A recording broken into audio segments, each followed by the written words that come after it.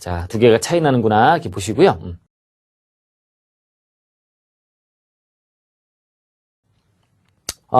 세율도 알고 가시면 뒤쪽 차시에서 공부하는 데 도움이 됩니다. 그래서 세율은 두 가지 체계로 구성이 되는데요. 누진 세율 체계가 있고 단일 비례 세율이라고 하는 세율이 있습니다. 단일 세율은 쉬워요. 단일 세율은 그냥 몇 퍼센트 정해놓으면 그냥 몇 퍼센트로 끝나는 거예요. 그런데 누진 세율은요, 달라요. 보세요. 자, 이게 현행 소득세에서의 지금 현재 세율이라고 보시면 되는데, 자, 과세표준을 세율 곱한다고 했죠?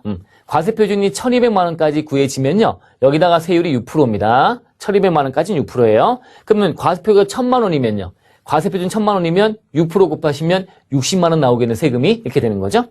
근데 1200만 원 구간을 넘어서 버리면 1200만 원 초과 4600만 원 이하로 가게 되면 그러면 일단 1200만 원까지는 6%니까 곱하면 72만 원 나오고요. 여기다가 넘어가는 3000만 원이면 그러면 1800이겠네. 1200을 빼니까 거기다가 15% 곱하는 걸로 합니다. 이렇게 넘어가는 금액에 대해서 초과하는 금액에 대해서 다음률인 누진세율 구조를 취하고 있다. 이게 이른바 초과 누진세율 구조라고 하는 거예요. 여러분들 뭐 관심 많이 갖고 계시니까 이건 아실 거예요. 여러분들 세금 관련된 얘기로서. 자, 구간이 점점 올라가네요. 1억이면 어떻게 될까요? 1억이면 1200만 원까지는 6%, 넘어가서 4600만 원까지는 15%, 8800만 원까지는 24%, 넘어가는 1억이면 1200만 원이겠네. 1200만 원 곱하기 35% 이렇게 곱한다. 그러면 최고 과표 구간은 몇 프로? 얼마? 5억 원. 5억 원이면 5억 원 초과하면 42%가 되네요. 그죠? 자, 우리가 살아가면서 최고 세율 구간 한번 찍어봐야 되겠죠. 그죠? 그런 목표의식 갖고 살아가시면 되겠죠. 그죠? 쉽지 않겠네요. 이게 점점 최근 들어서 세법을 개정을 자꾸 하더니 이게 세율 구간 자체가 자꾸 높아지는 구간이 생기고 이 기준금액도 올라가고 있습니다. 지금 계속 바뀌어나가고 있습니다. 그런 과정이라서 옛날에 한 1억 5천 되고 할 때는 한번 해볼만 했는데, 그죠? 자, 근데 좀 쉽지 않을 거예요. 거기다가 어떤 말인데 여러분들? 과표가 5억 되려면 내가 회사에서 받거나 등등 내 돈벌이에서 주머니에 돈 들어오는 게 5억이다? 가 절대 아니고 그게 5억이 아니고 내가 받는 금액이 있는데 그 받는 금액에서 경비로 나가는 것들 빼고요. 거기다가 뭐까지 빼야 돼요? 소득공제까지 빼가지고 나온 과표 기준으로 이렇게 구분하는 겁니다. 아시겠죠? 그죠? 자, 이 5억이라고 하는 게 그냥 마냥 받는 게 5억이 아니기 때문에 넘기 더 힘들겠죠. 그죠? 그런 느낌이 드시죠? 자, 넘어가서, 자, 단일세율을 한번 봅니다. 아까 우리 누진세율 봤고요. 단일세율은 현행 부가가세가 10%로 돼 있어요. 그래서 이게 금액이 올라가면 다음률 구간으로 올라가는 게 절대 아니고 그냥 단일세율이다 10% 이렇게 아시면 됩니다. 여러 가지 많이 뭐 샀네요. 슈크림하고 에그타르트 뭐 이렇게 뭐 크라미스 뭐 샌드위치 뭐 이렇게 여러 가지 샀네요. 그죠? 이런 것들 사서 자, 금액 얼마예요? 결제하는데 봤더니 12,600원을 결제했는데 그 안에는 부가가세가 1,146원만큼. 그러면 1260만 원, 12,600원이라고 하는 이 금액을 가지고 와보면, 요거는, 어떤 금액에다가 곱하기 10%만큼한 부가가세를 더해서 이 금액이 나온 거예요. 부가가세는 뒤에 또 자세히 보실 거니까 나중에 하니까 걱정하지 마시고, 일단 부가가세는 10%다라고 하시고, 부가가세는 소비세로서 여러분들이 이런 품목들을 소비할 때 소비하는 거에 대해서 세금 내는 거라고 보시면 됩니다. 근데 그게 10%가 붙어 있더라. 자, 간단하게 그냥 내가 새우깡 하나 사 먹는데 1,100원이래요. 그러면 1,000원이 새우깡 가격이고 100원이 부가가세인 거예요. 그러면 여기도 마찬가지 요 12,600원 곱하기 110분의 100을 하면 이 물품 가격이 되는 거고 110분의 10을 하면 부가가세가 되는 거겠죠. 그죠?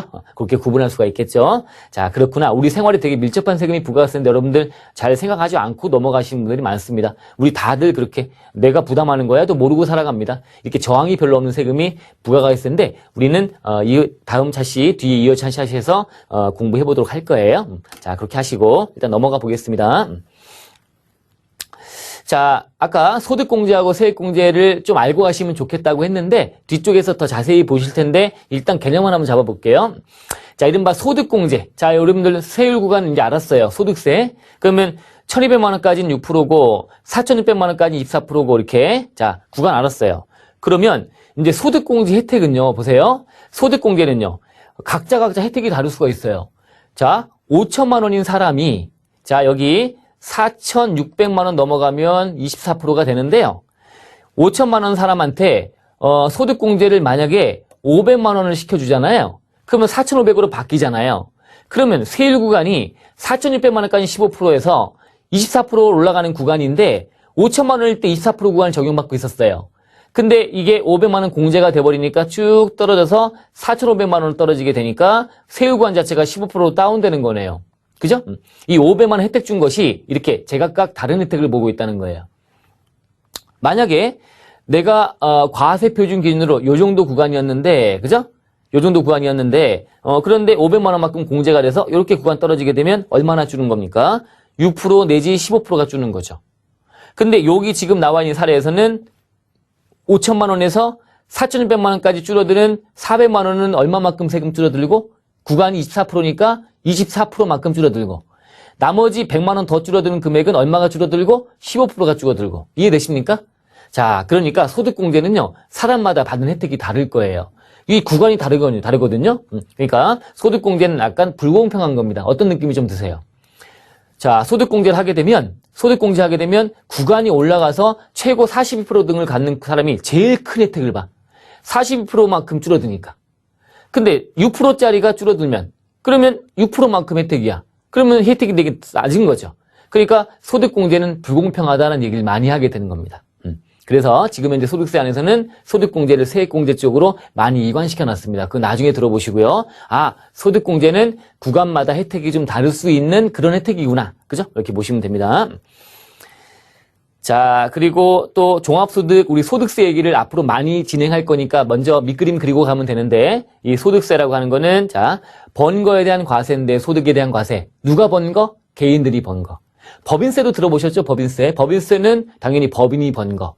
소득세는 개인들이 번 거라고 보시면 됩니다. 개인들이 번 소득, 개인이 번 소득에 대해서 소득세를 부담하는데, 자, 개인들이 번 거를 구해내기가 쉽지가 않을 거예요. 개인은 우리나라에 얼마나 많습니까? 그래서 그 많은 개개인들이 다니면서 벌고 다니는 거를 모두 세금 걷겠다고 하면 되게 욕심이죠. 쉽지가 않습니다. 자, 파악하기 용이하지 않아요. 그래서 이 개인들이 주로 발생하는 소득이 뭔지를 열거를 하기 시작했는데, 열거된 주머니들이, 개인의 주머니들이 이렇게 대략 6가지가 일단 출발하는 겁니다. 이자, 매년 발생할 수 있는 거 한번 따져보세요. 은행에 예금하면 이자 받죠? 그리고 주식 투자하면 배당 받죠? 여러분 자영업을 좀 하시면 사업을 하시면 사업소득이라고 발생합니다.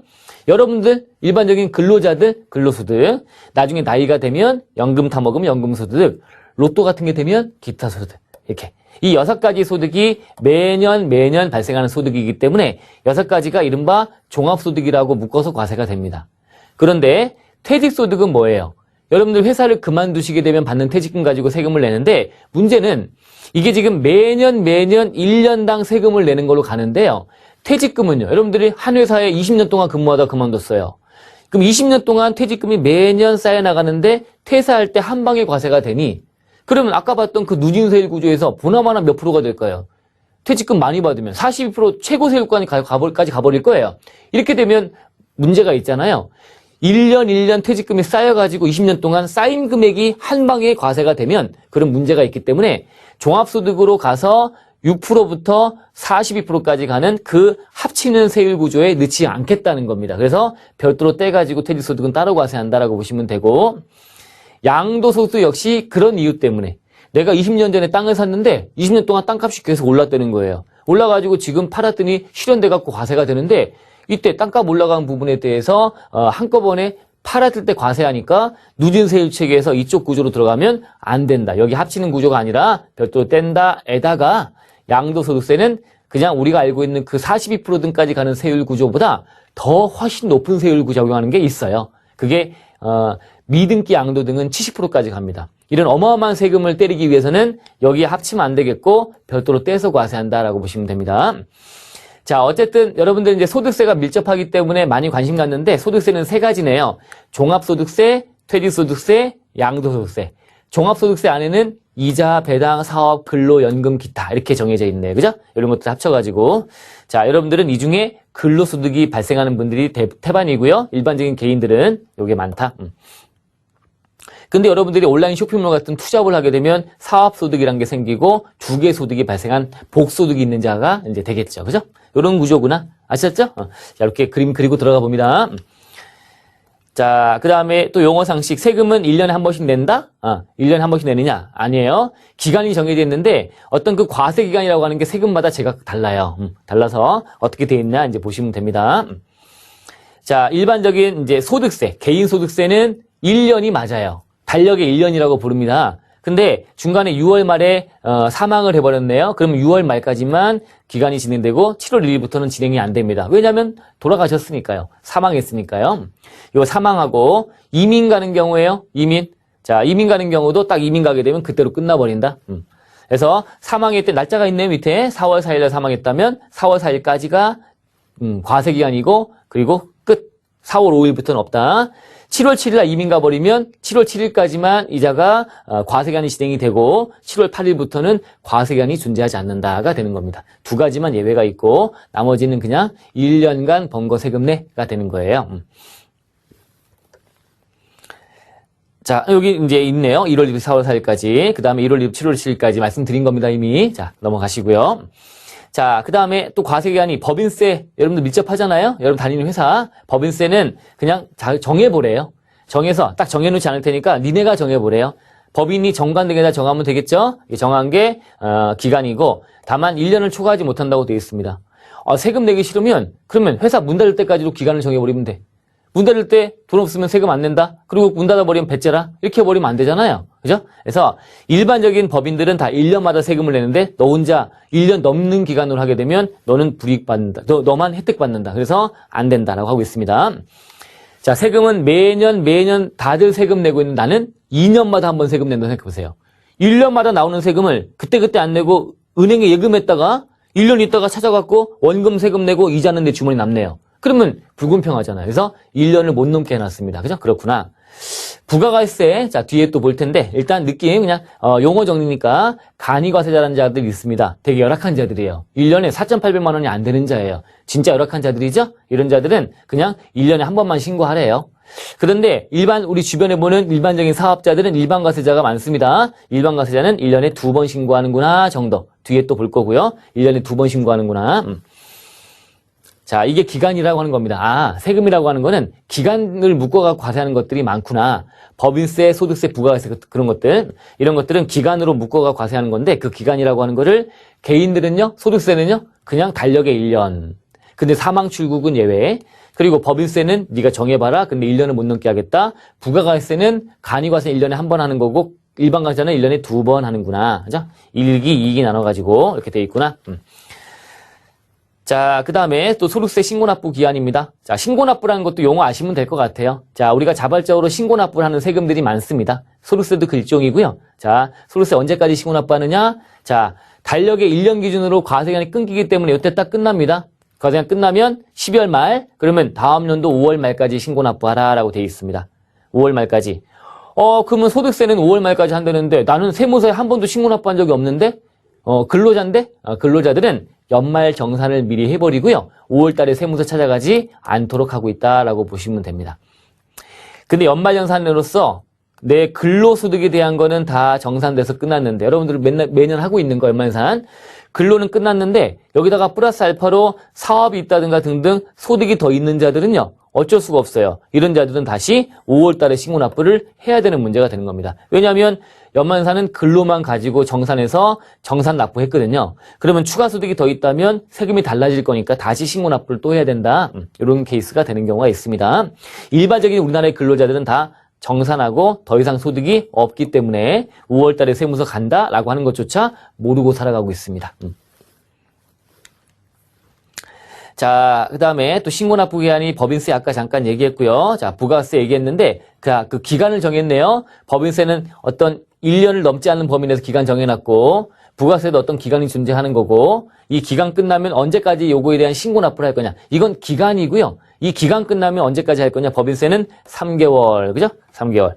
법인의 사업연도가 끝나면 기간이 끝나면 그 종료에 속한 달의 말일부터 3개월 내에 3개월. 그러니까 보통 법인들은 다 12월 말에 끝나기 때문에 다음 연도 3월 말까지 법인세를 신고하느라 바쁩니다. 3월 달은 되게 바빠요. 부가가세는 1년에 몇 번 신고? 일반가세자 2번 신고. 그럼 2번 신고할 때 그때 1월 1일부터 6월 말까지 거를 7월 25일까지 7월 1일부터 12월 말까지 거를 다음 연도 1월 25일까지 이렇게 해서 신고 납부하고 있습니다. 그렇구나. 자, 소개니까 편하게 들으세요. 상속세는 자 우리 납세무라고 하는 게 발생하는 날, 즉 이른바 성립식이다라고 하는 겁니다. 세금이라는 게 생겨나는 날. 성립을 언제 하는 걸로 볼 거냐?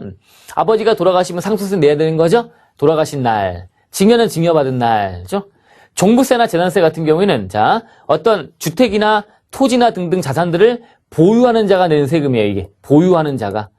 자, 종부세 매년 내가 과세가 되는 주택 같은 거를 매년 내가 계속적으로 팔지 않고 보유하고 있으면 매년 세금을 내는 겁니다. 보유세이기 때문에. 근데 중간에 사고 팔고 할 수도 있지 않습니까? 그럼 소유권이 변동되는 경우도 있을까 봐. 그런 경우에는 자, 과세 기준일을 정해놔서 6월 1일 현재 이 주택이나 토지나 등등 자산을 보유하고 있는 자. 자, 그러면 어떤 문제가 또 발생하냐면, 요 과세 기준을 정해놨기 때문에, 자, 뒤에 조금 더 말씀드리겠지만, 기준일 잠깐 말씀드려보면, 뒤에 다음 차시에 또 정리가 되겠지만, 이 과세 기준이라고 하는 걸 딱 정해놨기 때문에, 부동산 매매나 등을 할 때, 날짜를 주의하셔야 돼요. 그러면, 자, 요때 6월 1일 날, 요때 이제 서로 간에 주택을 매매해서, 매매가 이때 이루어져 버린 거예요. 주택의 매매가. 그럼 6월 1일 날 매매가 됐기 때문에 이날 시점에 매매가 됐으니까 이때 A라는 자가 B한테 매매를 했다면 이 주택은 6월 1일 때 누가 보유하고 있는 겁니까? B가 보유하고 있는 거거든요. 그럼 B가 요 종부세랑 재산세를 부담하게 되는 거예요. 자, 그러면 만약에 5월 31일로 했다면 그러면 누가 부담하고요? A가 부담하고요. 그죠? 이런 날짜별로 중요하기 때문에 이 6월 1일 전후로 뭔가 매매가 일어나게 되면 이런 것들은 공인중개사들이 이제 서비스도 해주면서 이거 이렇게 되면 종부세 부담하십니다. 그러니까 매매 가격에다가 이걸 감안해 갖고 결정하세요라고 조언도 해줍니다. 이 날짜가 되게 민감한 거죠. 매매가 뭐 7월달, 9월달, 12월달, 3월달 이때 매매하면 전혀 문제가 없는데 근데 6월 전후로 해서 5월 말 6월 초로 전후로 해서 매매가 일어나게 되면 이 종부세 등의 부담을 누가 질 거냐를 정해야 되나 이거죠. 그래서 그 날짜가 과세 기준일인 6월 1일 이 날짜 현재 소유자가 내는 거다라고 돼 있다 이거죠. 그 정도. 이런 보유세들은 기간이 아닌 어떤 날짜를 정해놨구나. 그 날짜에 보유한 자가 내는 세금으로 하고 있다 이거죠. 자, 이제 차차시에 대한 키워드. 자, 세금이 뭔가 말씀드렸고요. 납세자는 되게 폭넓은 개념이었다. 그 다음에 과세표준은 어떻게, 소득공제 어떻게, 세액공제 어떻게. 이 세 가지는 묶어가지고, 자, 우리 과세표준이라고 하는 거. 자, 우리가 벌었다고 한다면 수익에서 그 얻기 위한 비용을 빼는 개념으로 경비를 뺀 다음에 거기다가 공제까지, 이 소득공제까지 하게 되면 과표가 나오는 거였고요. 여기다가 세율 곱해갖고 나온 세금이 얼마다에다가 세액공제니까 세액공제는 차후에 빼준다. 요 세 간의 관계를 조금 이해 잘 하시면 좋을 것 같고요. 누진세, 단일세 이렇게 봤고요. 종합소득에 대한 얘기 우리 큰 그림으로 개인의 과세 문제 이렇게 봤습니다. 과세 기간이라고 하는 것도 정리가 됐네요. 자, 이렇게 해서 이번 차시를 마치도록 하겠습니다.